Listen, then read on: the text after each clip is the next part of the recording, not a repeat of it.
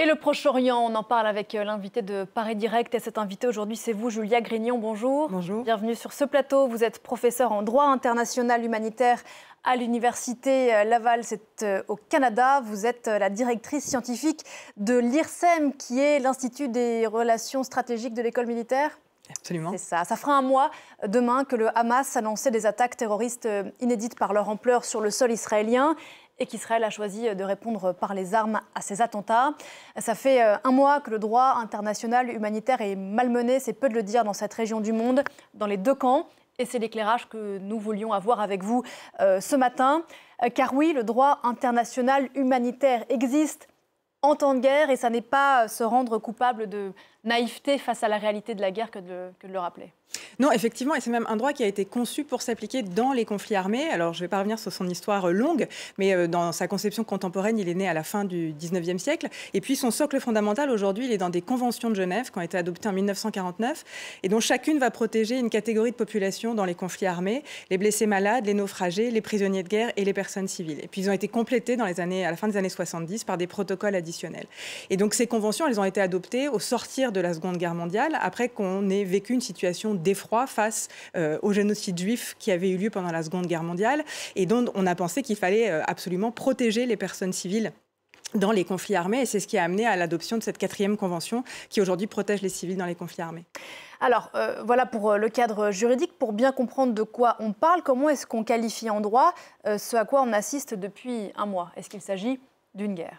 Oui, et en fait, tous ces événements s'inscrivent dans une situation préexistante.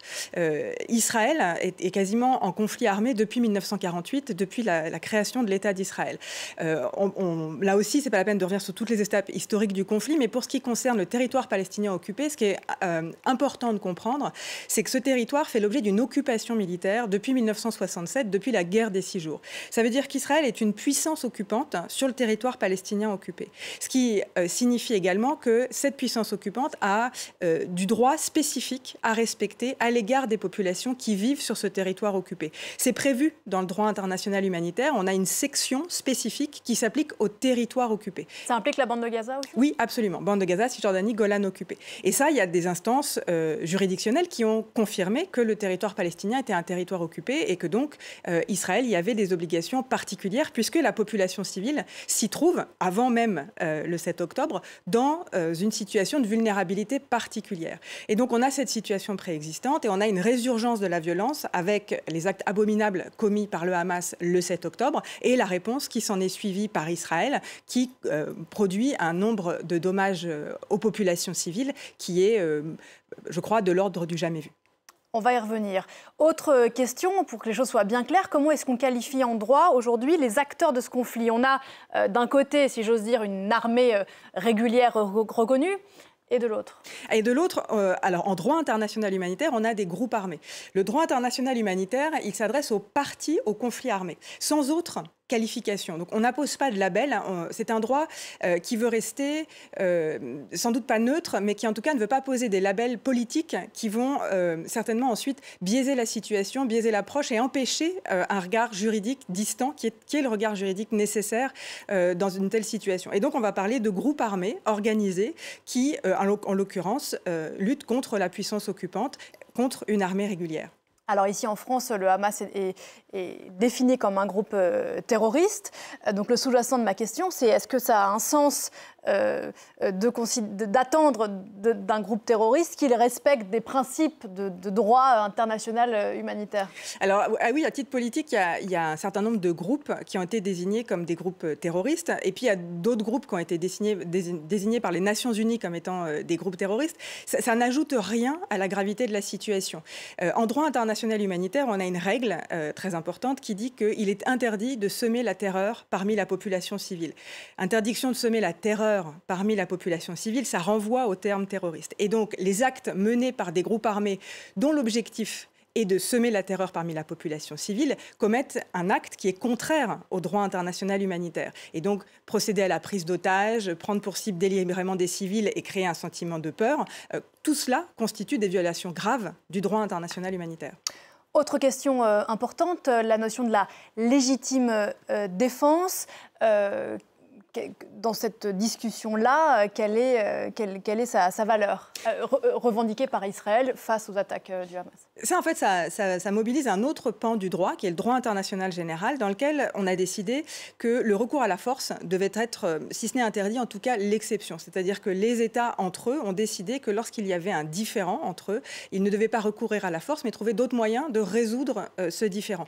Sauf lorsqu'il y a une agression armée et que donc on agit en légitime défense. Et c'est ça que mobilise ce débat. Le droit international humanitaire s'applique à tout conflit armé, quelle que soit sa cause et quelles que soient les raisons pour lesquelles on soit entré en guerre. Et donc on ignore complètement, quand on cherche à appliquer les règles du droit international humanitaire, les raisons qui ont mené à ce conflit armé. Donc aujourd'hui, peu importe qui est agresseur, qui est agressé, peu importe d'agir ou non en légitime défense, toutes les parties au conflit doivent respecter le droit international humanitaire. Donc vous l'avez rappelé, ce droit international humanitaire a été bafoué, notamment lors, bien sûr, du massacre du 7 octobre, également sur la question des otages. Est-ce que le blocus aujourd'hui décrété par Israël de la bande de Gaza est une violation du droit international humanitaire? Alors pour ma part, je parlerai d'un siège. Gaza est une bande de territoire qui aujourd'hui fait l'objet d'un siège de la part de l'armée israélienne.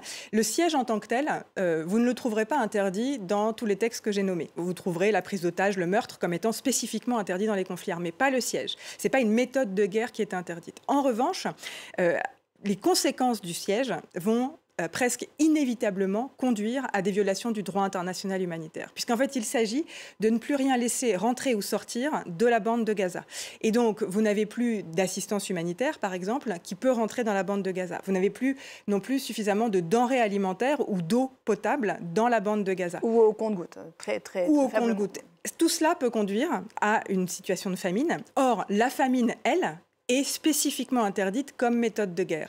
Et donc, lorsqu'une armée décide d'assiéger une zone, elle doit néanmoins continuer de respecter le droit international humanitaire, laisser sortir les personnes qui voudraient sortir de ce territoire, prévoir que celles qui restent parce qu'elles ne peuvent pas ou ne veulent pas quitter ce territoire soient suffisamment approvisionnées en aide humanitaire.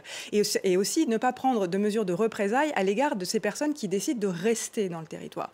Ça, c'est très important aujourd'hui par rapport à ce qui se passe dans le nord de la bande de Gaza, puisque vous avez des personnes qui ont décidé de ne pas quitter le nord de la bande de Gaza, malgré les injonctions de l'armée israélienne.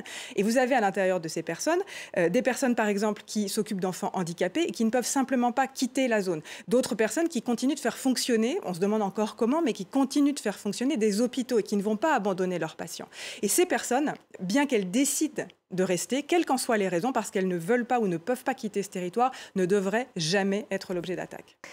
Alors sur les bombardements israéliens précisément, les derniers bilans du Hamas, dont on le rappelle qu'il faut les prendre avec beaucoup de prudence, font état d'un peu moins de 10 000 personnes tuées, dont la moitié d'enfants. Quand Israël se défend de cibler des civils en affirmant qu'il s'agit de cibles militaires déguisés, disons, par le Hamas en cible civile. Sous-texte, les centres névralgiques du Hamas se trouveraient sous des hôpitaux, sous des écoles, etc. Que peut-on en dire? D'abord, sur les chiffres, je crois que c'est important aussi de regarder les chiffres d'OCHA, qui est l'agence de coordination de l'aide humanitaire au niveau des Nations Unies et qui tient des comptes réguliers sur les chiffres et qui sont donc des chiffres fiables. Et effectivement, on approche les 10 000 morts à Gaza selon OCHA et effectivement aussi 4 000 enfants, 2 500 femmes. Ensuite, en ce qui concerne donc ces attaques, là on parle de la conduite des hostilités en droit humanitaire, c'est aussi prévu. On ne doit attaquer que des objectifs militaires. Une habitation civile peut devenir un objectif militaire en raison de son utilisation. Si, par exemple, on a des groupes armés qui sont dans cette résidence privée. Si on décide d'attaquer cette résidence privée parce qu'elle est devenue un objectif militaire, on doit ensuite appliquer deux règles, la proportionnalité et les précautions. Ça veut dire prendre toutes les mesures pratiquement possibles pour diminuer, voire éliminer autant que possible, tout dommage à la population civile. Alors c'est ce qu'Israël dit en pratiquant ce qu'on appelle la technique du roof knocking, donc une première petite bombe pour avertir, qui après appellera un bombardement plus fort. Est-ce qu'en faisant ça, Israël prend ses responsabilités vis-à-vis du droit? Alors vis-à-vis du droit, non, je ne crois pas. Effectivement, c'est une interprétation de la règle relative aux précautions qu'Israël prétend respecter avec cette méthode. En réalité, je pense que cette attaque, cette petite attaque sur un bâtiment pour prévenir la population que ce bâtiment va ensuite faire l'objet d'une plus grosse attaque, est déjà une attaque contre ce bâtiment de caractère civil. Ce qui est important aussi par rapport à la première partie de votre question de souligner, c'est qu'effectivement, des groupes armés comme le Hamas ou d'autres parties à des conflits armés vont parfois utiliser des écoles, des hôpitaux pour s'abriter. C'est aussi rigoureusement interdit par le droit international humanitaire. Ceux qui sont attaqués, qui font l'objet des attaques, ont aussi l'obligation de prendre ce qu'on appelle des précautions passives. Et ça veut dire se garder à tout moment d'utiliser des biens de caractère civil pour y établir, par exemple, leurs quartiers généraux, etc. Et la configuration de la bande de Gaza, avec les tunnels qui se trouvent dans la bande de Gaza, avec certains qui sont visiblement raccordés à des biens de caractère civil, mettent considérablement en danger les hôpitaux, les écoles dont, en fait, ils vont dépendre. Mais cela ne dégage pas l'autre partie au conflit de toutes les règles du droit international humanitaire. Et donc même s'ils veulent attaquer le Hamas qui se situe dans ces tunnels et qui sont proches des hôpitaux, eh bien il y a la règle de la proportionnalité qui va s'appliquer. Or la règle de proportionnalité signifie qu'on ne doit pas causer des dommages excessifs à la population civile en rapport avec l'avantage militaire qu'on attend d'une attaque. Et donc, il va falloir à chaque fois sous-peser cet équilibre. Or, dans les circonstances actuelles, et au meilleur de mes connaissances, je ne vois pas comment attaquer un hôpital pourrait être proportionné par rapport à l'avantage militaire qui va être retiré dans l'attaque qui va être menée. Merci infiniment, c'était passionnant. J'avais encore beaucoup de questions, mais le temps nous manque malheureusement. Alors il vous faudra revenir. Merci beaucoup Julia Grignon, professeure en droit international humanitaire à l'Université de Laval, qui est donc au Canada.